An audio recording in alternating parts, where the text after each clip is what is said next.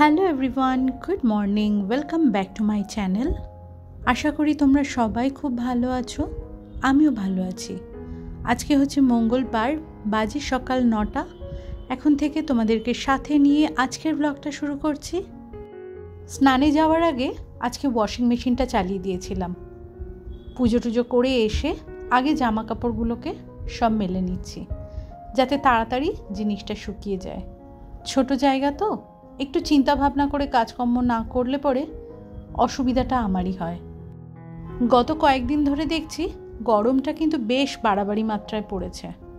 সকালবেলাতে স্নান করার পরে চুলটা ভিজে থাকে, তো পিঠের ওপরে খুলে বসে হালকা ছোট্ট একটা ক্লিপ লাগিয়ে রেখে পুজোর ঘরে থাকি। তারপরে এসে এই যে কাজ করছি, আমি একদম যেন ঘেমে নিয়ে একসার হয়ে যাচ্ছি। কতক্ষণে মনে হচ্ছে চুলটা গুটিয়ে আগে ঘাড়ের গোড়ায় তুলব, তারপরে বাকি কাজকর্মগুলো করব। প্রত্যেক দিন এই সাংসারিক জীবনযাপনের ক্ষেত্রে আমরা সব দিকটা যেমন খেয়াল রাখি, ঠিক তেমনিভাবে নিজের খেয়ালটাও কিন্তু নিজেকেই রাখতে লাগে। জীবনটা তো আমারই, আমার জীবনের যত্ন বা আমার জীবনের খেয়াল যদি আমি না রাখি, আমাকে যদি আমি নিজেই না দেখি, তাহলে আমাকে ভালো রাখার দায়িত্ব তো কেউ নেবে না। আমাদের ছোটবেলাতে আমরা মাঠে ঘাটে খেলে বড় হয়েছি, এখনকার ছেলে মেয়েদের জীবন থেকে সেই জিনিসটা চলেই গেছে। চারিদিকে কংক্রিটের জঙ্গলে ওদের খেলাটা এসে কোথাও দাঁড়িয়েছে ল্যাপটপে আর মোবাইলের ভিডিও গেমে। লুকোচুরি, ছোঁয়াছুঁই, কবাডি, পিন্টু, কুমিরডাঙ্গা, কত কী না খেলেছি। কিছু কিছু নাম আজকে হয়তো ভুলতেও বসেছি। মাঠে ঘাটে দৌড়তে গিয়ে এত জোরে জোরে পড়ে যেতাম, হাঁটু ছড়ে গেলে পাশে ওই জঙ্গল থেকে দুব্ব ঘাস বা কখনো গাঁদা গাছের পাতা তুলে নিয়ে এসে ভালো করে ঘষে সেই রসটাকে নিয়ে ওই কাটা জায়গাটার উপরে লাগিয়ে দিতাম। কিছুক্ষণ একটু জ্বালা করতো, তারপরে উঠেই আবার দে দৌড়। বাড়িতে আসার পরে মায়ের কাছে ধমকও শুনেছি যে সেফটি হয়ে যাবে, এইভাবে কাদা মাটি লাগিয়ে এইভাবে রাস্তাঘাটে খেলে বেড়াচ্ছিস। কে কার কথা শোনে? পরের দিন আবার জেকে সেই। এক কথায় বড্ড বেপরোয়াই ছিলাম। নিজেকে যে কিভাবে ভালো রাখতে হয় সেটা কখনো বুঝিনি। এখন যেহেতু একটা সংসারের দায়িত্ব নিজের কাঁধে আছে, আর সন্তানের মা হিসাবে আমি মনে করি আমি যে কাজটা করব, আমার দেখা দেখি আমার মেয়েটাও সেটাই শিখবে। তো মেয়েকে আমি সবসময় এই শিক্ষাটাই দেওয়ার চেষ্টা করি, কাজ কর্ম পড়াশুনো সব কিছু একদিকে রেখে নিজের খেয়ালটা কিন্তু অবশ্যই রেখো। নিজেকে নিজে না দেখলে আর দেখার দ্বিতীয় কোনো মানুষ নেই। সে যতই আমাদের চারিপাশে আমাদের প্রিয় মানুষের ভিড় থাকুক নাই বা কেন। বাবার মুখে একটা কথা শুনে ছোট থেকে বড় হয়েছি।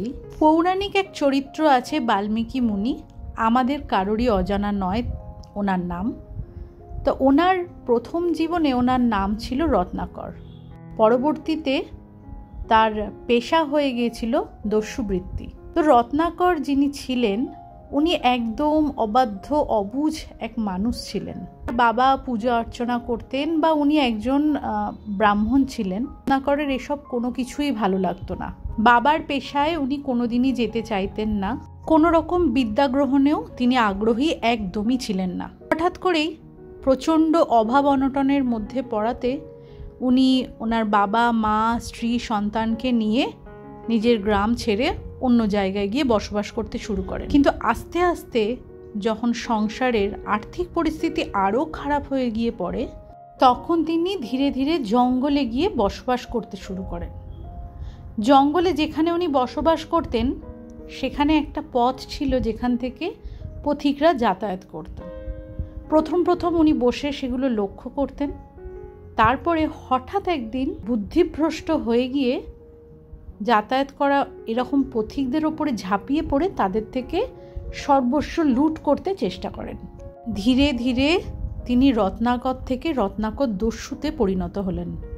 তার নাম, তার ভয়ঙ্কর কার্যকলাপ সারা দুনিয়াতে ছড়িয়ে পড়তে লাগলো। এই সময় ওই পথ দিয়ে নারদ মুনি যাচ্ছিলেন। রত্নাকর দস্যু ওনার ওপরেও ঝাঁপিয়ে পড়ে তার থেকে সর্বস্ব লুট করতে চাইলেন। তখন নারদ মুনি বললেন যে একজন ঋষিমুনির কাছ থেকে তুমি যেটুকুনি ধন সম্পদ পাবে এটা সামান্য, আমাকে হত্যা করে আমার থেকে এই সমস্ত কিছু কেড়ে নিয়ে শুধু শুধু নিজের পাপের ভাগটা বাড়াচ্ছ কেন? তোমার পাপের ভার কেউ নেবে না। পাপ কর্ম যখন তুমি করছো তার ফলটাও তোমাকেই ভুগতে হবে। রত্নাকর দস্যু শুনে বড্ড বেশি বিরক্ত হলেন এবং উনি বললেন যে আমার পরিবারের আর্থিক অবস্থা একদমই ভালো না, আমি ওদের ভরণ পোষণের জন্যেই এই দস্যুবৃত্তিটা গ্রহণ করেছি। পরিবারকে ভালো রাখার জন্য আমি যখন এত কিছু করছি, তাহলে আমার পাপের দায়টা আমার পরিবারের সবাই মিলে কেন ভাগ করে নেবে না? নারদ মুনি বললেন, ঠিক আছে, তোমার তো আমার কথা বিশ্বাস হচ্ছে না, যাও নিজের পরিবারের কাছে ব্যাপারটা জিজ্ঞাসা করে এসো। তো রত্নাকর দস্যু সেই সময় বাবা মায়ের কাছে গিয়ে জিজ্ঞাসা করেছেন যে আমি তো যাবৎকাল যা যা পাপকর্ম করেছি সবটাই তো তোমাদের আর আমার স্ত্রী সন্তানের ভরণ পোষণের জন্য, তো আমার এই পাপকর্মের ভাগটা তোমরা নেবে তো? তখন বাবা মা তার কথায় উত্তর দিয়েছেন যে আমরা বৃদ্ধ হয়েছি, বৃদ্ধ বয়সে মা বাবাকে দেখার দায়িত্ব সম্পূর্ণ তার সন্তানের, তো এখানে আমরা পাপকর্মের ভাগ কোনো মতেই নিতে পারবো না। স্ত্রীকে গিয়ে যেই জিজ্ঞাসা করেছেন রত্নাকর দস্যু, তখন স্ত্রী তার কথার উত্তরে এটাই বলেছেন যে আমার ভরণ পোষণের দায়িত্ব তো তোমার, সে কারণে তোমার আনা সমস্ত কিছুর ওপরে আমার অধিকার আছে, পাপের ভাগটা কেন শুধু শুধু আমি নিতে যাব? তো এই প্রসঙ্গটা নিয়ে আমি বলি, জীবনটা যখন আমার, তো আমার নিজেকে ভালো রাখার দায়িত্বটা তো আমাকেই নিতে লাগবে। অন্য কেউ কেন আমাকে বা কীভাবেই আমাকে ভালো রাখবে? রত্নাকর দস্যু তার পরিবারের সকলের ভরণ পোষণের জন্য যে দস্যুবৃত্তিটা গ্রহণ করেছিলেন এবং দিনের পর দিন যে পাপকর্ম করেছিলেন, সেই পাপের ভাগটা তার পরিবারও নেয়নি, অথচ সে কিন্তু যা যা করেছে সব কিছুই কিন্তু পরিবারকে ভালো রাখার জন্য। আমরা প্রত্যেক গৃহিণী পরিবারের সকলের ভালোর জন্য সচেষ্ট থাকি, প্রত্যেকটা কাজ পরিবারের প্রত্যেকটা মানুষের কথা চিন্তা করে আমরা করি। ভালো রাখার দায়িত্ব অবশ্যই আমার, শুধু পরিবারের সকলকে নয়, নিজেকে যদি আমি নিজে ভালো রাখতে না পারি, তাহলে পরিবারের সকলের দেখাশোনাটা করবোটাই বা কেমন করে? সে কারণে নিজেকে ভালো রাখাটা সবার আগে দরকার। আমি নিজে যদি ভালো থাকি, তাহলে আমার পরিবারও ভালো থাকবে।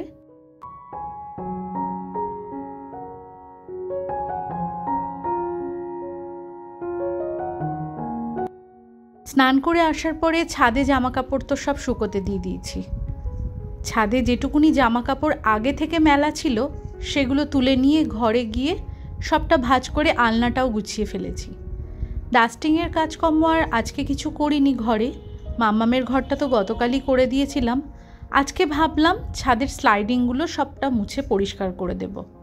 অনেক কটা স্লাইডিং তো, তবে যা পরিষ্কার করছি সবটা ভিতর দিয়ে, বাইরে দিয়ে করাটা ওটা আমার পক্ষে সম্ভব না, ওটা বাবু দাঁড়িয়ে বাবুই করে দেয়। আর আমাকে করতে গেলে চেয়ারের ওপরে উঠে করতে লাগে, আর স্লাইডিংয়ের জানলা খুলে ব্যাপারটা একটু বিপজ্জনক হয়ে দাঁড়ায়। এই কাজটা আমি করি না, এটা বাবুই করে নেয়। আর আজকে সকালে জলখাবারে বানিয়েছি ডালিয়ার খিচুড়ি, মুসুর ডাল দিয়ে ডালিয়া দিয়ে সমপরিমাণে ডাল আর ডালিয়া দিয়েছিলাম, তার মধ্যে একটা বড় সাইজের পেঁয়াজ, রসুন, কাঁচা লঙ্কা আর স্বাদ মতো লবণ আর হলুদ দিয়ে ব্যাস কয়েকটা সিটি। ডালিয়ার মধ্যে বেশ কয়েকটা সয়াবিন দিয়ে দিয়েছিলাম। একদম হেলদি ফুড বলতে পারো, অয়েল ছাড়া, উইথ প্রোটিন। সয়াবিন আছে না, ওই কারণেই বলছি। জলখাবার খাওয়া তো অনেকক্ষণ আগেই হয়ে গেছে, এই মুহূর্তে ভাতটা ওদিকে বসিয়ে দিয়েছি। গরম গরম এক কাপ গ্রিন টি খেয়েছিলাম সকালে জলখাবার খাওয়ার পরে। এখন মাম্মামের জন্য একটু ফল কেটে নিচ্ছি, আপেল আর কলা। আর আমি নিজেও খাবো, তবে কেটে না, ওই গোটা কামড়ে কামড়ে খেয়ে নেব। ও ওই ঘরে বসে পড়ছে, আজকে আর পরীক্ষা নেই, আবার আগামীকাল পরীক্ষা রয়েছে। আর বাবু তো এই সময়তে বাইরে। ভালো করে কেটে একটা প্লেটে করে ওর মধ্যে একটা কাঁটা চামচ দিয়ে দিলে ও বেশ ভালো মতোই খেয়ে নেয়। ওই হাত লাগাতে হলেই বড্ড বিরক্ত হয়।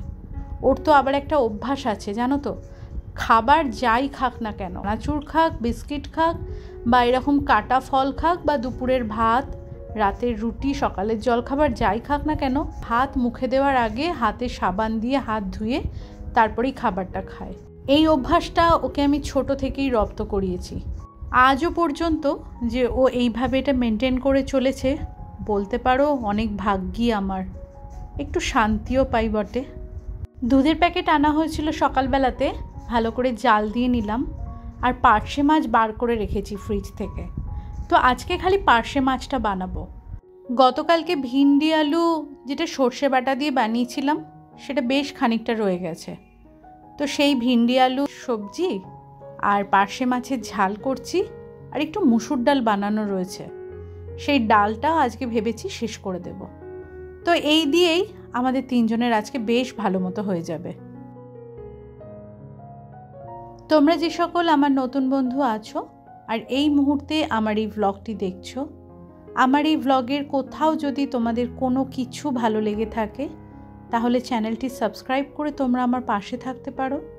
তোমরা যারা অলরেডি এই কাজটি করে ফেলেছো তোমাদের সকলকে জানাই অসংখ্য ধন্যবাদ। ইউটিউবে এক নতুন অপশান এসছে, যেটা হচ্ছে হাইপ অপশান, যেখানে সেভ, ডাউনলোড, সুপার থ্যাঙ্কস বা ক্লিপ আরও বিভিন্ন ধরনের অপশান থাকে। ঠিক কমেন্ট বক্সের ওপরে সেখানে একটা নতুন অপশান যোগ হয়েছে, যেটা হচ্ছে হাইপ অপশান। একদমই নতুন জিনিস, তো বহু মানুষেরই ব্যাপারটা অজানা, সে কারণেই বলা আর কি। তোমরা প্লিজ একটুখানি হাইপ করে দিও, তাতে করে কি হবে, ভিডিওর গ্রোথটা একটুখানি বাড়বে। তোমাদের পাশে থাকাটা আমার একান্তই কাম্য।